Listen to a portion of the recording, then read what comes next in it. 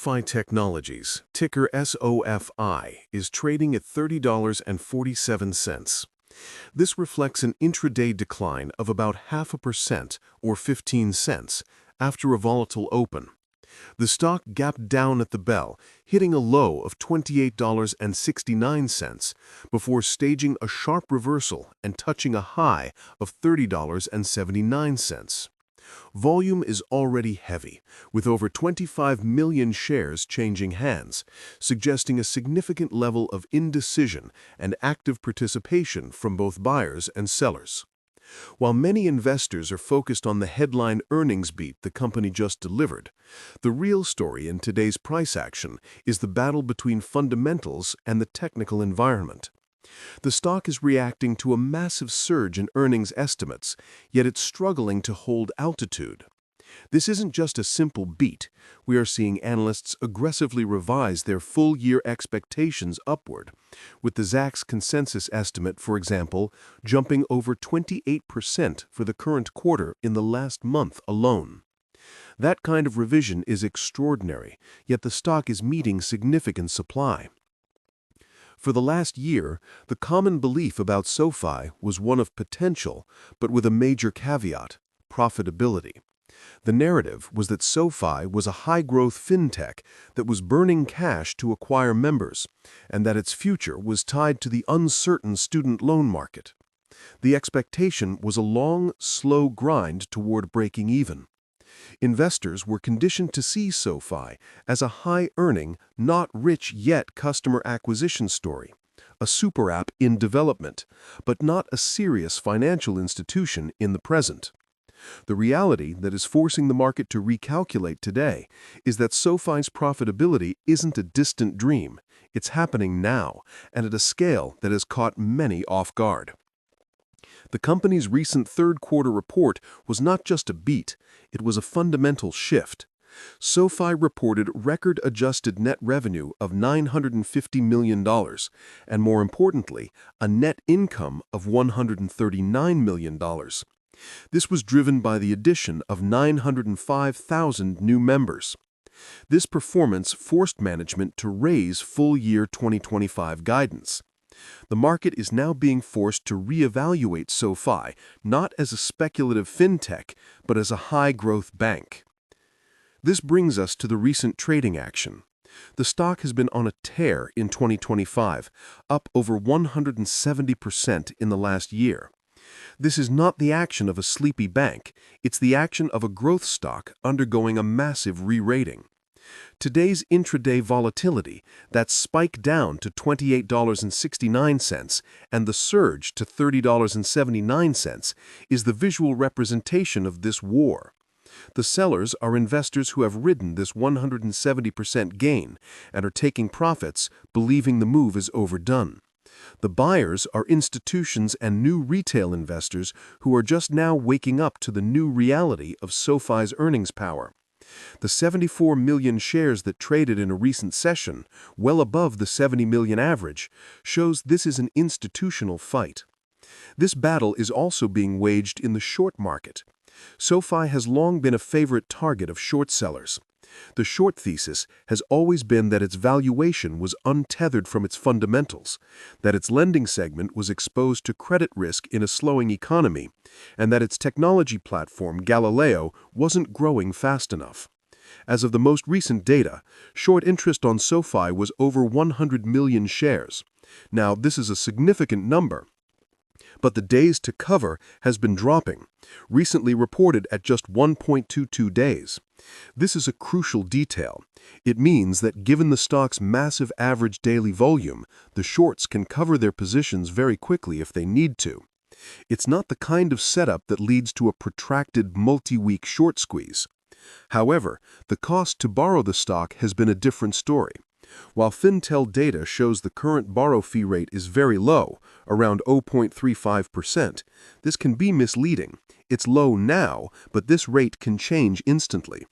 The more important metric for investors to watch is the short volume ratio, which has been high on recent down days, indicating that shorts are actively participating in the intraday selling pressure. For an average investor, you can find this short interest data on the Nasdaq's official site, which updates twice a month. You can also monitor borrow fee rates through many premium brokerage platforms or services like Fintel. The key is to understand what it means. A low borrow fee means there is ample supply of shares to short, so the bearish bet isn't crowded. A spike in this fee would be your first signal that the supply of shares to short is drying up, which can be a precursor to a squeeze. What's your take on the current short interest? Do you think the 100 million shares short represents smart money, or is it a group of traders about to get run over by earnings momentum? This heavy short interest is a constant topic of conversation on platforms like Reddit and X. For a long time, the retail community on these forums has been in a hold-the-line mode, viewing the institutional short sellers as being in direct opposition to the company's progress. The recent earnings report was a moment of deep vindication for this crowd. They are pointing to the fact that SoFi's credit quality is holding up, with charge-off rates in its personal and student loan portfolios actually falling in the last quarter, directly contradicting the bearish thesis. The online discussion is now shifting from when will it be profitable to what is the 2026 earnings per share guidance. The sentiment is moving from hope to calculation. CEO Noto's focus on AI-driven financial coaching and the expansion of SoFi's technology platform is being very well received by a retail audience that sees SoFi as a technology company first and a bank second. To understand the future, you have to understand the business model. It's not just a lender. SoFi operates in three segments. The first is lending, its traditional business of student loans, personal loans, and home loans. This is its cash cow, and thanks to its bank charter, it now funds these loans with its own member deposits, which dramatically lowers its cost of capital and expands its net interest margin. The recent high-interest rate environment, which many feared would hurt SoFi, has actually allowed it to offer very attractive high-yield savings accounts, pulling in a flood of low-cost deposits. The second segment is the technology platform, primarily Galileo. This is the B2B side of the business. Galileo provides the back-end infrastructure, the pipes, for other fintechs, neobanks, and even non-financial companies to offer digital banking and card services. The expectation was that this would be a high-margin, high-growth business. The reality is that its growth has been lumpy, as it's tied to the health of its startup clients.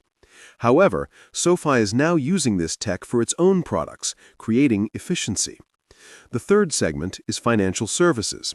This is the super app vision: SoFi Money, checking and savings; SoFi Invest, trading; SoFi Credit Card, and insurance. This segment is the customer acquisition funnel. It pulls in millions of members, and the goal is to cross-sell them into the high-profit lending products. The recent earnings report showed this flywheel is working. The cross-buy rate has increased for 4 quarters in a row. Looking ahead, the tension between expectation and reality defines the future scenarios. The bullish expectation is that SoFi's earnings growth is just beginning. The recent Q3 report was not an anomaly, it was the new baseline. In this scenario, the company continues to acquire nearly 1 million members per quarter. The financial services segment becomes a true ecosystem, and the cross-selling efficiency improves. More importantly, as the company proves its profitability, the market is forced to revalue it. Analysts are scrambling to update their models. We've seen a slew of price target upgrades, with firms like Needham maintaining a buy, and even more skeptical firms like Keefe, Brewett & Woods having to acknowledge the performance. The bullish case is that SoFi isn't a bank trading at 1.5 times book value. It's a technology company that owns a bank, and it deserves a price-to-earnings growth ratio that reflects its 30% plus revenue growth. The bearish reality, or risk, remains. The short sellers aren't just betting against good news. They are betting on the macro environment. Their thesis is that the high interest rates will eventually crack the consumer, even SoFi's high-income borrowers. They argue that credit losses are a lagging indicator and that the real test is yet to come. They also point to the stock's valuation. Even with the earnings beat, the stock trades at a very high price-to-earnings ratio of 55, and its price-to-book value of 4.20 is astronomically high compared to legacy banks like JP Morgan or Ally. The bearish case is that SoFi is still at its core a lender, and it will eventually be valued as one. A recession would be a massive test for its unsecured personal loan portfolio. The path forward will be determined by execution. The next major catalyst will be the company's next earnings report, and crucially, its 2026 guidance. Management has previously guided for 2026 earnings between 0.55 and 0.80. Given the strength of 2025, the market is now expecting them to raise that guidance. This is a critical question I want you to comment on below. How many shares of SoFi do you currently hold, and what is your personal 2026 price target based on their upcoming guidance? In conclusion, the $30.47 price tag on